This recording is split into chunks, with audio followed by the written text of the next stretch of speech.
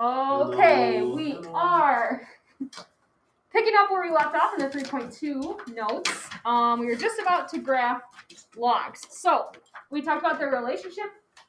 This is important. They are inverses of exponential functions, meaning they're reflected over that line y equals x. Meaning their domain and range and their asymptotes kind of like flip-flop, because those are also reflected. And these now have vertical asymptotes. Okay, so to graph logs, the strategy I use is to just rewrite it in exponential form. Okay. So here it says we'll have to find the domain, the x-intercept, vertical asymptotes of the log, and sketch its graph. So if you were to think of the g of x as kind of just like a y, I could rewrite this in exponential form, and we practiced this a lot going back and forth between the two forms. And it's an equivalent equation. We're just rewriting in the form. This is the same as saying 2 to the power of y equals x.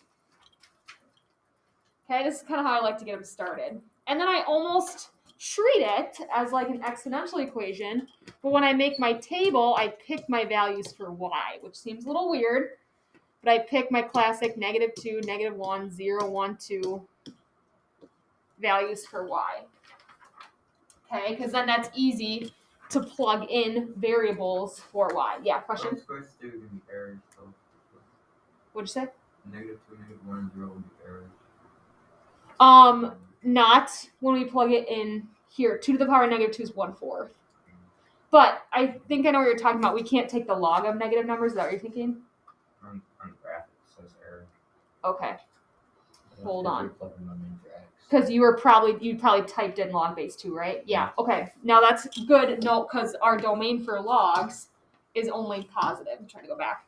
We can only do positives for logs. Right now I'm just rewriting it and I'm kind of choosing actually the outputs almost, which is not what we're used to, but we're kind of trying to rewrite it this way so we can see what the graph looks like. Okay, hang tight. You have the right idea. So you're plugging it into this form, which this is the same thing as that equation, just written in exponential form. So 2 to the power of -2 is 1/4, 1/2. Anything to the power of 0 is 1. 2 to the power 1 is 2. 2 to the power 2 is 4. Okay. I think this is kind of like the easiest way to graph these. So then you have 1/4, -2 is right down here. 1/2, -1 is right here. 1, 0, that's kind of like your key point right there in the middle. 2, 1, and 4, 2. Okay. And then you can connect your curve. Remember, you have a vertical asymptote here. And it does ask us to state that.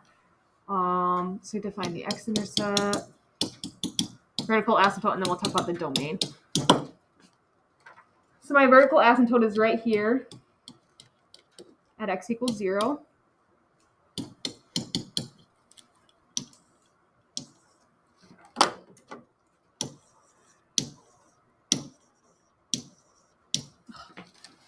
Okay. So you can see now, Wally, I technically didn't have any negative values that I plugged into the original. Yeah. Our x-intercept, that kind of key point, stayed right there at 1, 0. And our domain is only positives, not including 0. Okay, now ideally, could you just graph this by making like a t-table with the log function? Yeah, it's hard to kind of like pick values that'll give you nice numbers. So that's why I kind of like rewriting in the exponential form, and then you kind of get some nice clean numbers. But ideally you could do, anything greater than 0 and just make a t-table with your log base 2. And plug your numbers in for x. But I think rewriting them in exponential form is the easiest way to go about that. Obviously, when we're talking about our graphing calculator, let me pull that up quickly. TI tools. It's probably not going to pull up on the right screen.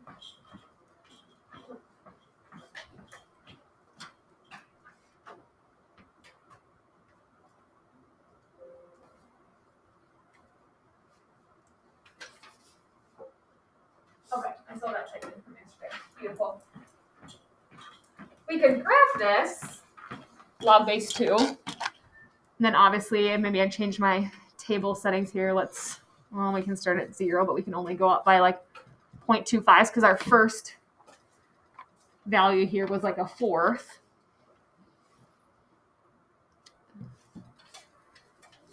You can see, I think I still had it on auto or on ask. Okay, so obviously like our domain is everything greater than 0, so I can't plug in 0. And then here's kind of like some values we did in our table. But again, we like picked these ones. -2, -1, 0, 1, 2, and we got some nice clean numbers.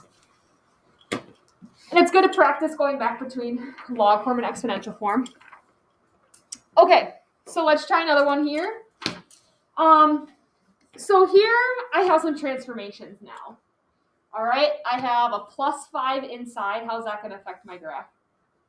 Shift left, right. Shift left 5, and I have this negative outside. How's that going to affect my graph? Reflect over the x-axis. Reflection over the x-axis. Good.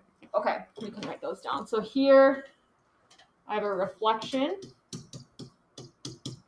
over the x-axis. And here I have a shift left 5. This way. So when I rewrite this in exponential form, I'm not going to worry about the negative and the +5. I'm just going to rewrite this as my base is 3. 3 to the power y equals x. And I'll kind of just start with my points on that graph, and then I'll shift them all and reflect them. Okay, and it's kind of easiest too if you start with like that key point. But again, so here I'm going to choose the outputs. -2, -1, 0, 1, and 2. All right, so I'm essentially, folks, graphing this. And I'm just going to apply the transformations. Okay. Way easier than trying to make a table and figuring out what values you can plug in for x into the log and getting out some nasty decimals. All right, so here I have 3 to the power of -2 is 1/9. 3 to the power of -1 is 1/3. 3 to the power of 0 is 1. 3 to the power of 1 is 3. 3 to the power of 2 is 9.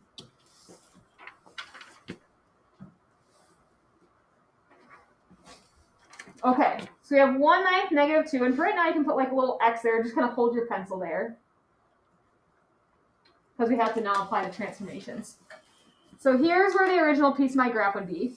I have to reflect this over the x-axis, and then shift left, 1, 2, 3, 4, 5. So that point should end up there. Okay, I'll leave little x's where they start. 1/3 -1 would be about there. Remember, we always have to do shifts last too. So I got to reflect it over the x-axis. Here, shift left, 1, 2, 3, 4, 5. Okay, the next one's kind of like my key point. Key point is 1, 0. The table is just a little. 1, 0. Reflected over the x-axis, it stays there. Bless you. Shift it left, 1, 2, 3, 4, 5. Bless you. All right, 3, 1 is here. Reflected over the x-axis, 3, -1. Shift it left, 1, 2, 3, 4, 5. Oops, no, I didn't. No, that's right. That should be at -2, -1. Yep. All right, 9, 2 is up here. Reflected over the x-axis, 9, -2. Shift it left, 1, 2, 3, 4, 5.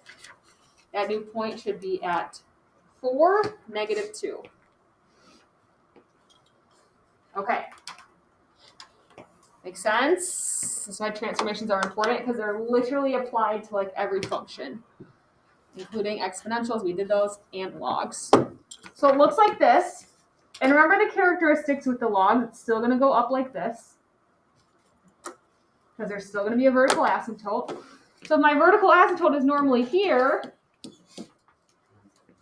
gets reflected, stays there, shift left 5, it's now here.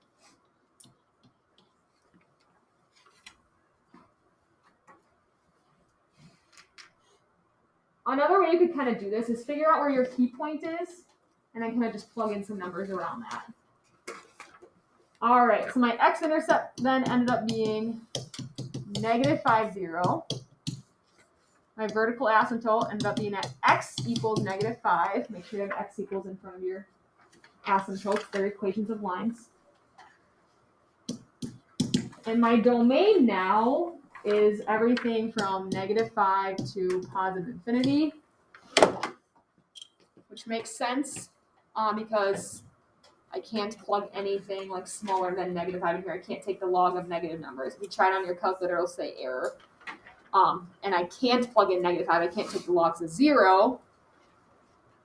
So that's why that's not included. Okay. Any questions? Yes. Yes, it would be. Sorry. Because it's normally at 1, 0, and it got shifted left. Is that what you're going to say, Bailey? Yeah. Sorry. Good catch. -4, 0. Is my graph at least right? Yep. Okay. Good catch, folks. So, steps for graphing logs. Rewrite it in exponential form. If there's transformations, apply the transformations.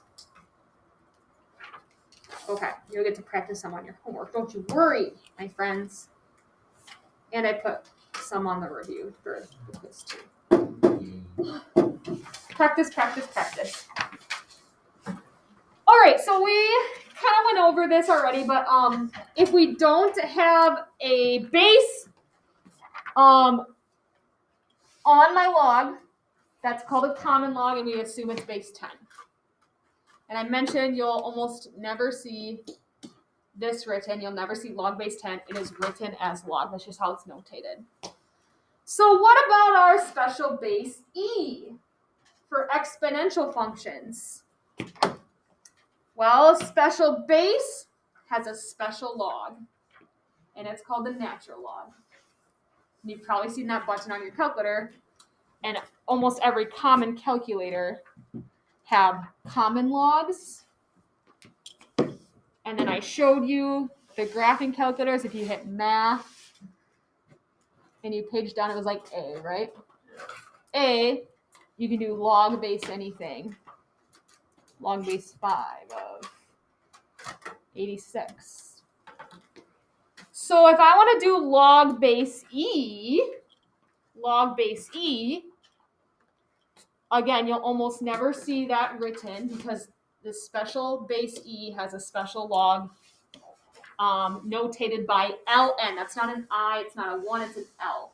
It stands for natural logarithm. They just flip-flop the order. ln, natural log. So if you ever see the natural log of x, we assume there's a little base E, but again, it won't be written there. But we know it's base E. The only time we use natural log is for the natural base. Okay? Natural base, natural log. So most calculators obviously have buttons for this, like I showed you. What this is really asking you to review over log notations. So there's no base written on this log, right? There's no little subscript. So we assume it's a 10.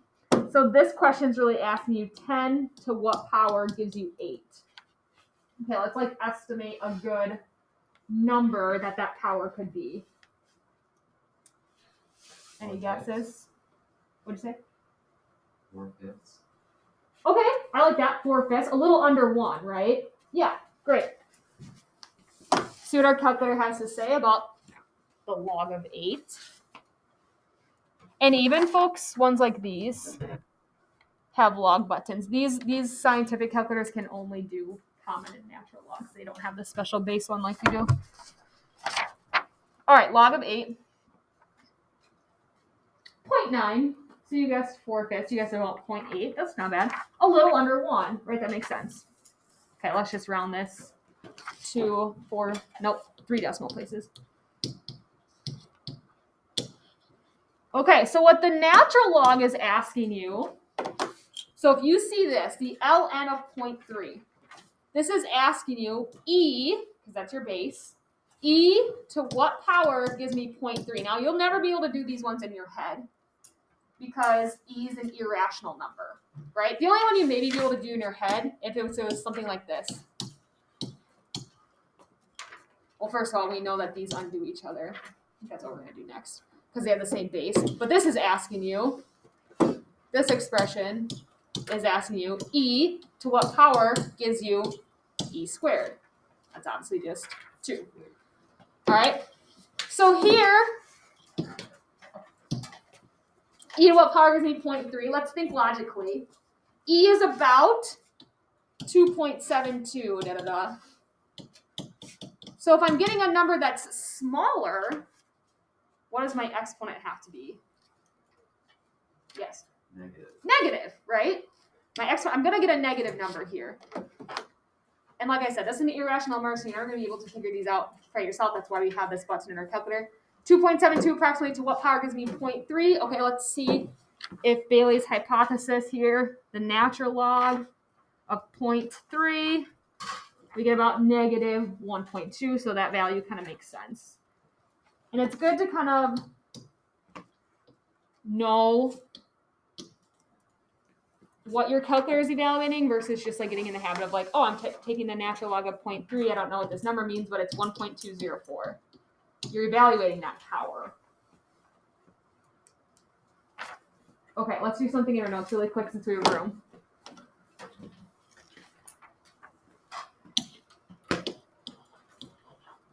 Without using your calculator,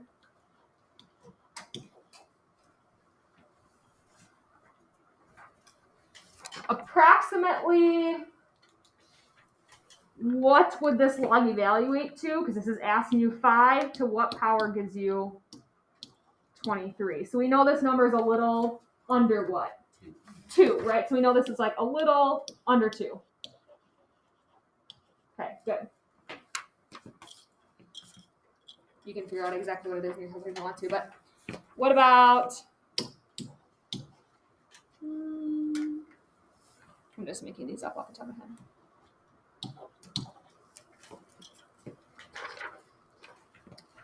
This is asking you 3 to what power is 29. What would be a good approximation for that? A little over 3. Approximate over 3. Good. So this logarithm here, this value, this would be greater than this one. This one's a little under 2. This one's a little over 3. Okay.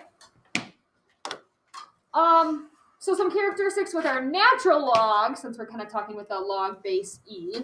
Our natural log, first of all, we can graph this, and we will in a second here. But if I put an f of x in front of our natural log, ln of x, this is technically a logarithmic equation, but we call it our natural logarithmic function. So natural exponential gets its own inverse natural logarithmics.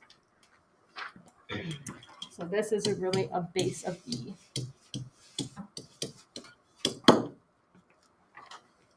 Okay, so it has obviously very similar properties to our normal logs. That the natural log of 1 is always going to be 0 because this is a base of e. So this is saying e to the power 0 is always 1. So again, we have like a key point there at 1, 0 when we go to graph this in a second. The natural log of e is 1. You can type this in your calculator, but what this is asking you, the natural log of e, is asking you e to what power gives you e? Yes, 1. Oh, because e to the first power is e. Sorry, that's how they wrote it. E to the first power is e. That's why it's 1. Because e to the first power is e. Okay. remember the problems we did that had matching bases, and because exponentials and logs are inverses of each other, those bases kind of undo each other. And I mentioned like this problem right here is asking you 3 to what power is 3 to the 4th. Or you can just think like, hey, those undo each other, they cancel each other out. The same holds for natural logs. Okay, so if you have the natural log of e to some power, since this has a base of e, those undo each other and you just get the power. Same thing here. Base of e raised to a power of log base e, matching bases, those would undo each other as well. They're inverse operations. Kind of like adding and subtracting and multiplying and dividing. Okay, and then before, we talked about this with logs. If you have the log of something is equal to the log of that other thing, and as long as these have the same base, which they do, they're natural logs here, then the insides or whatever you're taking the log of also have to be the same. We'll do some practice problems. It's the notation makes it seem harder than it is. Okay, let's try some. Rewrite the equation in exponential form. Ooh, this is good practice. So this is technically in log form, okay? You have the word log, however, this is just our special natural log. So if I wanted to rewrite this in exponential form, I always start with the base. Natural logs have a base of what? E. So this is saying e to the power of negative 0.693 ... equals 1/2. Logs are always set equal to the power. Logs evaluate powers. Okay, here I have the natural log of 250 equals this. So again, I have e is my base to the power of whatever it's set equal to. Yep, 5.521 ... equals 250. Same expression, just written in the alternate form. Now we're going to go the other way. I'm going to give you the equation in exponential form. We have to write it in log form. So I kind of taught you, like, always start with just writing the word log. Okay, but here, when you notice, you put in that base of e, you have to register, oh, log base e, that's a special log, that's natural log. So the natural log of 7.390 ... logs are always set equal to the power. That would be that expression in log form. Okay, does that make sense? Everybody follow? All right, so here again, I see base e, so I gotta tell myself, oh, that special base e gets a special log. That special natural base gets a natural log of 1/2 equals the power, negative 4x.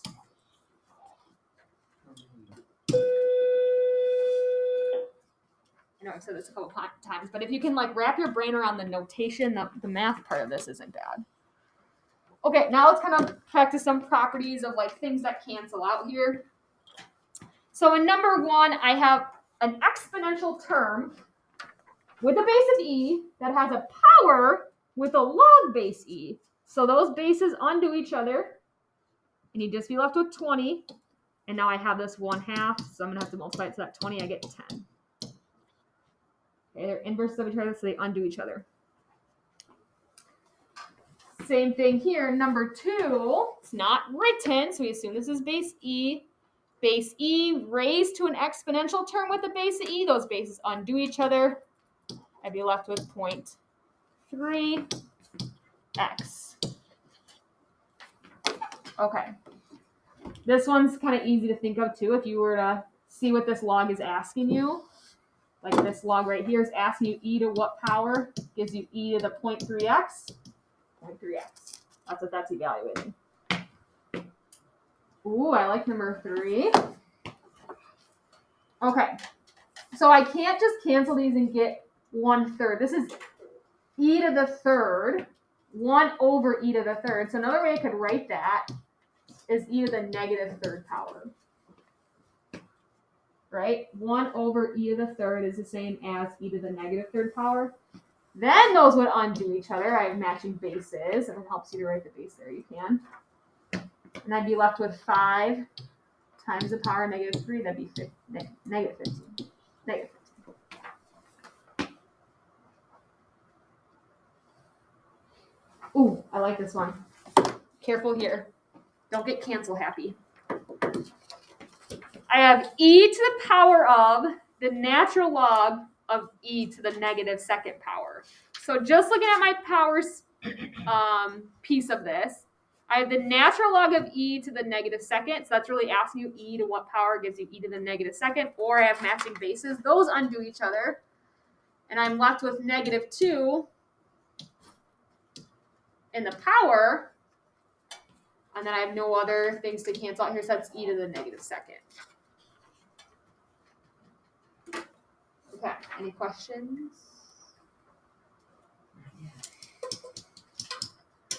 All right, last property is just kind of solving like some of these equations that we have done with now exponentials and logs. So if you have the same log on both sides, which I do here, I have base e, my natural log. So these pieces, when I'm taking the log up, also have to be the same. So you get 8.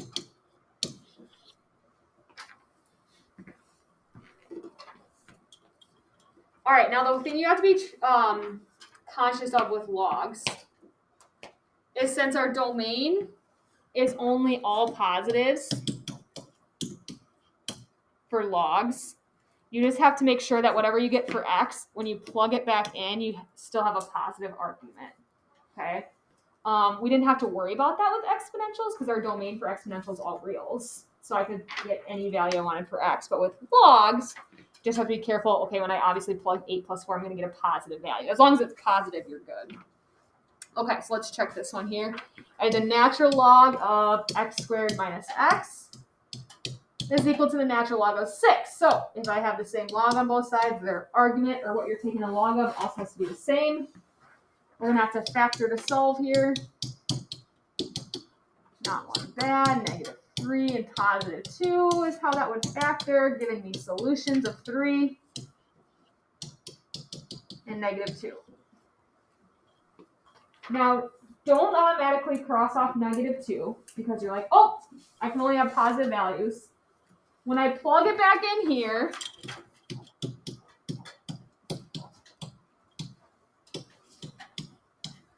do I get a positive value? Yes. Okay, so we're still good. Right, we get positive 4 plus 4. All right, 3 squared is 9, minus 3, 6, we're good. As long as it's positive, okay? Obviously, it should equal 6 because that was our equation, but you just have to make sure, if you want to put little check marks here to remind yourself, you got to make sure that it's, when you plug it back in to your argument, it's positive.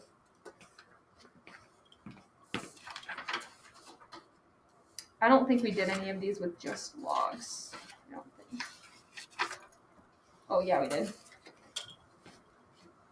So here, I'm going to flip back to this in a second. Here we solved these ones.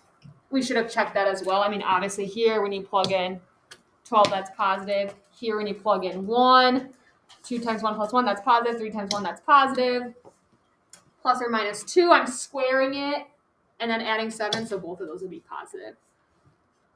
I don't think it comes up a whole lot, but eventually you'll have some extraneous solutions with these when we get into actually like solving these algebraically. So that's just something to be conscious of as we're learning and talking about the domain and properties of logs. Okay, all we have left is to graph natural logs. Are you guys so excited? Okay, so it's not bad. I'm going to walk you through those steps to graph logs again. So first, rewrite it in exponential form. So this is really base e to the power of y equals x.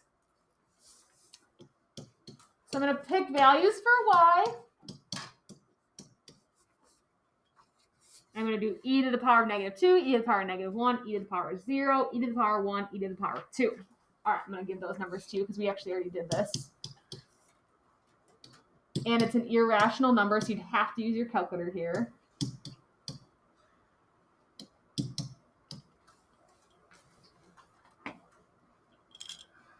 All right, so 0.14, negative 2. And that's going to look very similar to the log base 2 one we did, because this is just a log base 2.7-ish. 1, 0 is my x-intercept. 2.7. 2, 1. 1, 2, 3, 4, 5, 6, 7. So again, just reiterate, natural log is really just a logarithm with a base e. So it looks very similar. You can see we have that key point, that x-intercept at 1, 0, because e to the power of 0 is always 1. Natural log of 1 is always 0. Vertical asymptote at x equals 0. What else we need? Domain. Still just positives.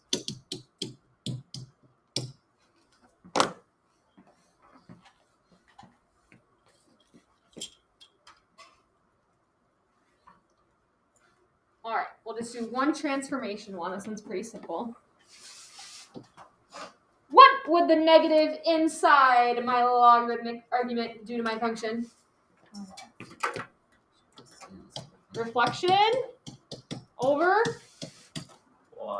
y-axis. All right, now since we already went through all the work of rewriting this and finding the points, you don't need to do that again. Let's just take those points. But if you were to go through the process, you would just do this. Same thing, make your table. So we're just going to take all these points, reflect them over the y-axis. So that key point's now going to be at -1, 0. And I'm just going to kind of piece in my graph from there. Here and here, 2.7.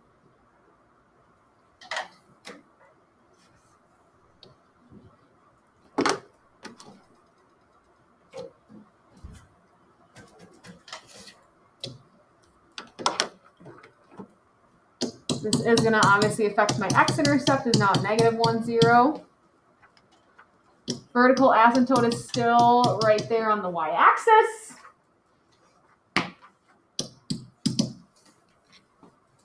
All right, who wants to give me my new domain? Domain. Yes. Negative infinity to 0. Nice. Negative infinity to 0 now.